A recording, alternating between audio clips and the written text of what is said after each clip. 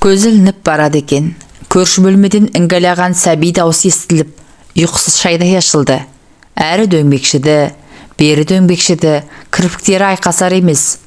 Ұйқы шіркіннен маза кеткеннен соң төсегінен тұрып, әлденені ермей кетіп көргісі келіп еді, жанында бөренедей болып сұлап жатқан күйеуінен қаймықты. Жұмысынан шаршап келгеннен міндетсініп, мұның талай рет аузын қаққан. Сөйлетпейді, сөйлетпейді. Міне, қанша уақыт өтті, дене қызуы өрт болып лапылдап тұрғанымен, екеу ара сағындысына қауышатын төсектер мұздай. Осы суық төсекпен бірге жүректері де суып бара жатқандай. Не жазып едім, құдайым-ай, келіншектің ақырған күрсінісі бөлмені өртеп жібере жаздады. Оның жас денесі өрт болып күйіп жанып жатыр еді. Ол осы сәт қуатты қолмен ыстық құшақтаңсады. Көрпенің өзіне тиесілі шетін шиыршықтап тастады. Шоқтай ыстық ойы оны ұзақ уақытқа босатпай жанын жеп барады. Түндей тұңқиық жанары жасқа толды. Өзекті өртеген өксікті сыртқа шығарғысы келмей, еріндерін қымтып тістеп алды. Өне бойы шоқ болып ысыған соң көрпесін серпіп тастады. Терезеден төгілген ай сәулесімен жып-жұмыр балтыры жарқ ете қалды. Кеудесіндегі қосалма көріктей бір көтеріліп, бір басылды. Жанындағы жұбайы осынау жаратылыс жұбаныштарынан марқұм, теріс қарап пыс-пыс ұйқы соғып жатыр. Арасында жұмысы ауыр ма, әлде ләззатын сырттан тауып келе ме, ол арасын өзі біледі. Соңғы кездері ләззатқа жарым екен-ау деп жақындауы сиреді. Теріс қарап тоң теріс жататын күміспектің күйбен тірліктен тіптен мынау айдай әлемдегі барлық қызығышлық шатақтан ада түріне қарап қайран қалады. Осындайда қамсыз адам болады екен-ау деп іштей күйінді. Мына жатыс бәрінен де күдер үзген, үміті үзілген кісінің жатысы. Не бітірдім деп жатыр екен. Ләззат күйеуіне тұңғыш рет жек көре қарады. Көңілді бір ілкі сәтте болады, селт еткізер мерейлі мезгіл болмаған соңда шығар. Ләззат та ертеңіне енжар қарай бастады. Арғы бөлмеден тағы да сәби даусы естілді. Құртақандай сәби шешесінің аппақ төсіне тұмсығын тығып, мәмесін сылқ-сылқ емеді. Кенет Ләззаттың тұла бойы шымырлап кетті. Ол да аналық бақыт аңсады. Шіркін-ай, қойнында қыбырлаған бөбек болса ғой.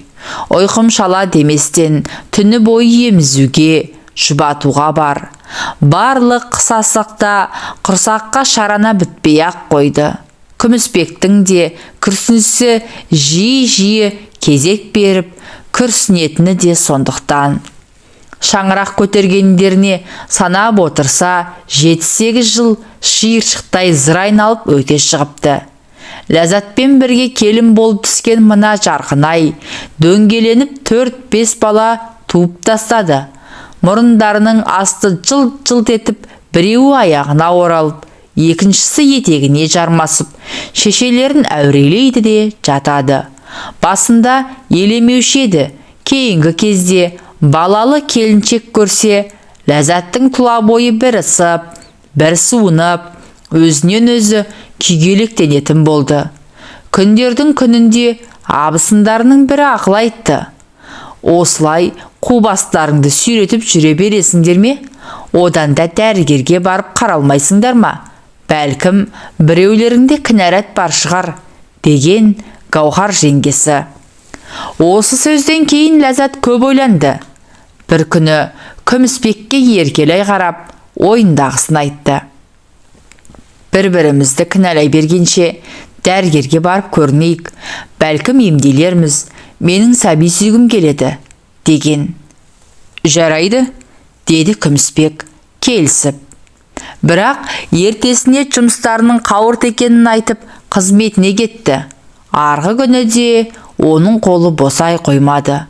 Сосын Ләззат таныс дәрігер келіншекке жеке өзі барды. Ол Ләззатты тексерді, әрі тексеріп, бері тексеріп, мұнан соң күйеуіңді ертіп кел деген. Неге? Негесін қайтесің? Сенде кінәрат жоқ. Бәр кінә күйеуіңде ме деймін. Мен дәрігерге көрініп едім, деді Ләззат кешкісін күйеуіне. Не дейді олар? Жаным, сен де барып көрінсеңші. Әзірге менен кінә жоқ сияқты. Немене? Сонда мені белсіз деп отырсың ба? Бұлғай сандырағың. Белсіз болсам, түнде құшағыңдамын ғой. Қашан еркектігімнен қалғанымды көрдің? Деп Күмісбек шатынап шыға келді. Енді дәрігерлердің айтқаны ғой.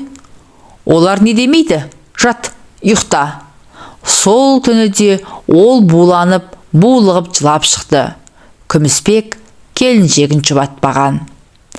Осы әңгіме қайталанған сайын екеуінің арасындағы сыйластықтың көзге көрінбейтін нәзік жібі бырт-бырт үзілгендей болды.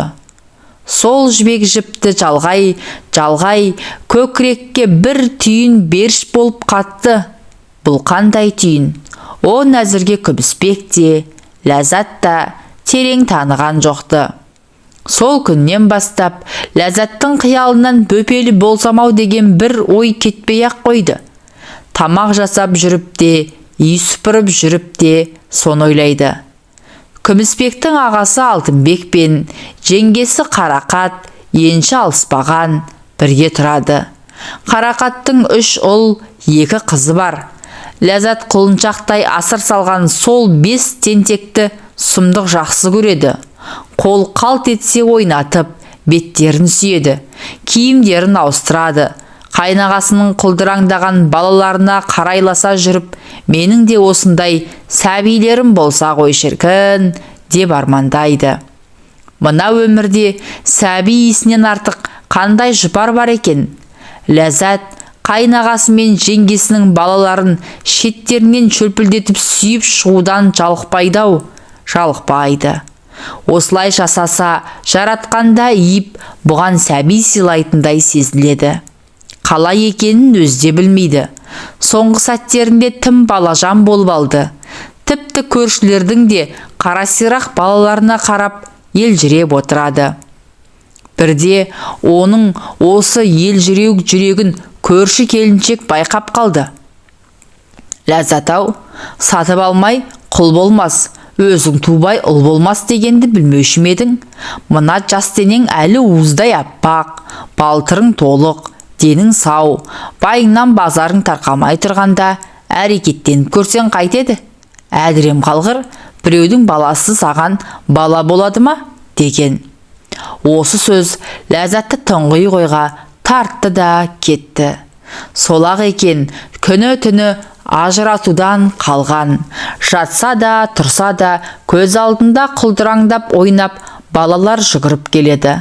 Әппақ армандарын арқалап келіп, ақ төсіне құлайды. Мұндайда әлде қайдан жыланша ирелеңдеген сезім толқындары тамыр-тамырын қуалап, өне бойын шымырлатады. Денедегі дерттің уын қайтару үшін Күмісбекті жұлқылайдай келіп, бірақ ол оңайлықпен оянбайды. Мына дозақтан құтылар мекем деп тістене түскен сайын қара жыландар нәзік денесін еркін игеріп ақ төсіне шабады. Ақ тамағынан иіскелейді. Осы арпалыста ол Күмісбекті қалайда оятуға тырысады. Бірақ оның қара жыландардың барлығын қырып салуға дәті де, ықыласы да жоқ. Сәлден соң айраунап түседі. Ләззат болса, сол күйіп жанған күйі қала береді. Түн еді, қап қараңғы. Ләззат оянып кетті. Арғы бөлмеден әлде қандай үн естілгендей. Тағы да абысынның ұлы шығар. Жоқ, олай емес сияқты. Япыр-ай-ау, мынау Қарақаттың үні ғой. Тән тоятының тұңғиық теңінде батқандығы көңіл қошының белгісіндей еркелей ыңырсығаны бір сиқыр әуен. Ләззаттың ынтық сезімдері оянып сала берген. Сол бойы ол жуынатын бөлмеге қарай жүгіріп барғанын да сезген жоқ.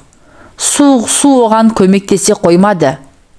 Бірде ол қайнағасы Алтынбекпен әлдеқандай себеппен соқтығысып қалды.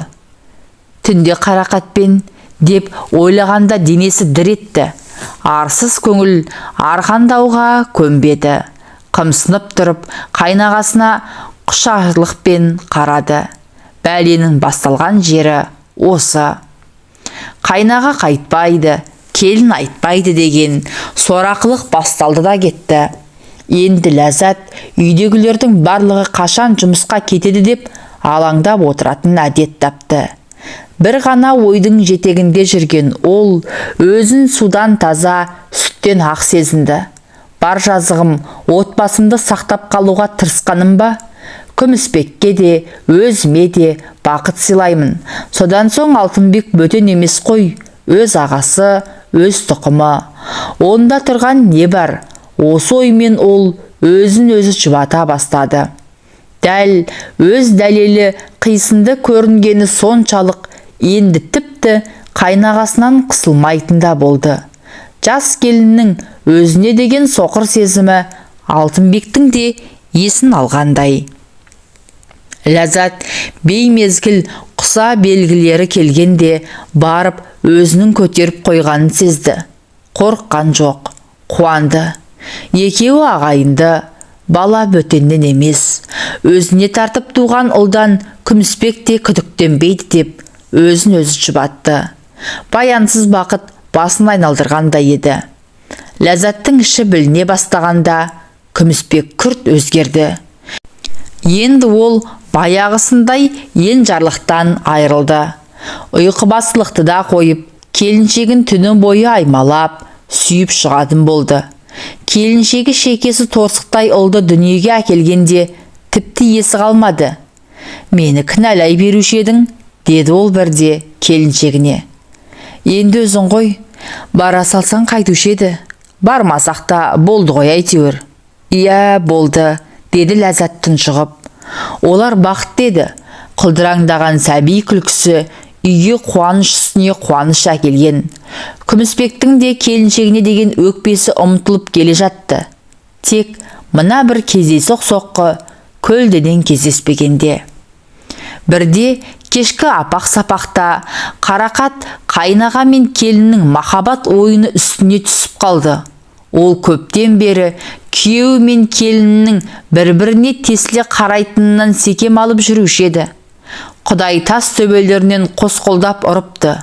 Ол Ләззаттың шашынан жұлып, әрі де бері де сүйреледі. Күмісбектен ажырап кетем бе деп, амалсыз осы тірлікке барып едім деп ақталғандағысы. Ал туарыңды туап алдың ғой, енді неге тоқтатпайсыңдар? Ләззаттың аузына құм құйылды. Ләззат енді кімді кінәламақ? Тайқы маңдай тағдырым ба? Ол осы тағдырын өзі тілеп алды емес пе? Ендеше өз ырқымен барған азабынан неге қашады? Оған ақылы жетер емес. Ол өзін ғана емес, қайнағасында екі оттың ортасында тастап кеткенін айналадағы айқай асқынып бара жатқан соң барып сезгені. Өзін жанындай жақсы көретін жеңгесі әрі абысыны Қарақат та бұған теріс айналды. Енді кімге барып мұңын шағады? Оның жаралы жанын кім түсінеді? Ағайын екіге жарылды. Ләззатты жақтаушылар табыла қоймады. Қара есекке теріс мінгізіп, ауылды аралату керек деді екіленбеген бір ағайыны. Ел бетіне қарағысыз етіп кетті. Мұндай кесапатты керіп қойып, тастаттық жасап өлтірген жөн, деді екіншісі. Ислам дінінде неке өмір бақи жалғасу ниетімен қиылады. Ислам діні некені орынсыз бұзуды дұрыс санамайды. Пайғамбарымыздың хадисінде Алла тағала адамның ең сүйкімсізі талақ, себепсіз ерінен ажыраспақ болған әйелге жәннат есігі харам деген. Ал туған қайнағасымен байланысқан әйелге Алла лағнет айтады деген Ауыл имамының сөзі талайлардың денесін түршіктірді. Имам сөзін қайта сабақтады. Ол некесізден туылған баланың да харам болатынын айтқанда көпшілік шошынды.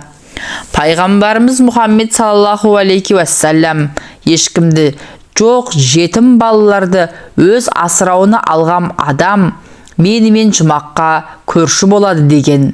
Мынадай масқаралыққа барғанша неге бала асырап алмадыңдар деп жер тоқпақтағанда келіннің шешесі: бала асырап алған келіншектер көп кешікпей құрсақ көтереді, сосын бірінші баланы майгөт деп ерекше жақсы көреді. Ал қазақшылықта бедеулікті емдейтін түрлі тәсіл бар. Тепсе темір үзетін жігіт дәрігерге қаралса, ағасынан туған нәуетек ұлға малданбас еді ғой. Балалы болудан күдер үзгендер күйеулеріне екінші әйел алып әперіп жатады. Шариғатта мұсылман еркекке 4 әйел алуға рұқсат бар. Күнәһар болғанша неге бала асырап алмадың? Жан-жақтан жаңбыр жауған мірдің оғындай өктем сауалдар Ләззаттың денесіне инедей қадалып жатты. Ағылгек әже ортаға шықты. Қарағым, бірдің кесірі мыңға тиеді. Бір түйенің құмалағына 40 кісі тайып жығылады дегенді білмеуші ме едің? Білмесең біліп ал. Өзіңді, күйеуіңді, қайнағаңды, абысыныңды ғана емес, тұтас елді қара бет қылдың. Бір отбасының шаңырағын ортасына түсірдің. Бұдан асқан қасірет болар ма? Қазақ құтырғаннан құтыл деп жатады. Сондықтан сенен құтылғанша асығып отырмыз. Бір отбасының шаңырағын ортасына түсірдің. Басқаларға да кесірің тимей тұрғанда ертерек қараңды батыр, деді зілденіп. Көпшіліктің де тоқтамы осы еді. Күмісбек осы оқиғадан соң Ләззатқа талақ айтып ауылдан кетті. Алтынбектің аярлығына төзбеген Қарақат та 4 күніне кетіп тынды. Айрандай үйіп отырған отбасы жетімдік, жесірлік, жалғыздық тауқыметінен тобығы тайған тайлақтай шойнаңдап қалды. Ләззаттың ауылды төңіректеп жүргеніне бірнеше күн. Бар ой мақсаты тұңғышы арманды бір көру ғана. Алайда адуынды ене күнәһар келінге немересін тіріде көрсетер ме? Ләззатты бүгінде таныстары да түнетуден қорқады. Кесірлі керіннің күйесі жұғып кетердей үркейді. Ол ұмыр түссе уақытша паналап жүрген үйден шықты. Өзінің бақытты өмірі өткен үйге жетіп, аулаға үздіге қарады. Әне, енесі немерелерін ойнатып отыр. Япыр-ау, мынау арман ғой. Ләззат бар даусымен арман деп айқара жібере жаздап, өзін зорға тежеп қалды. Құлындай шапқылап жүрген көзінің қарашығын көргенде жүрегі ат жатулады. Шарбаққа сүйенген күлі жылай берді. Нәуекет ұлына қарай көз талды. Таныс аула, таныс шарбақ, таныс үй, күні кеше ғана бақыттың базарындағы үйде үрей үйірсектепті. Балалар улап-шулап асыр салып ойнап жүрсе де көңілсіздік көлбеңдейді. Балақайлардың көздерінде тұңғиық терең мұң ұялаған. Ойнаған сиді, алданған сиді, бірақ ойынға алаңсыз кірісіп кетпейді. Жүректегі шер олардың да аяқтарын тұтастап, періште көңілге кіреуке салған. Ләззат өзін жұмақтан қашқан періштедей сезінді. Жұмақ бағында жүріп, Іблістің соңына ілесіпті. Ол ұлына тесіле қарады. Сен кінәлемессің құлыным. Жүрегі жылқынып кеудесінен шығып кетердей аларсырды. Көріп тұрып аймалай алмау, қасында тұрып құша алмау қандай қасірет екен. Қош бол күнім, деп кері шегінген келіншек әлденеге сүрініп құлап түсті. Күн қара шоқланып батып барады екен. Жиектерінен қан сорғалағандай. Мұндайды бұрын соңды көрмеген келіншек қалтырап бүкіл денесі жансызданып бара жатқандай дел-сал күйге түсіп, тізерлеп отыра кетті. Жасты жанармен көкжиекке тесіле қарады. Қан көргенді. Қорқынышты, қап-қара, қан көрді.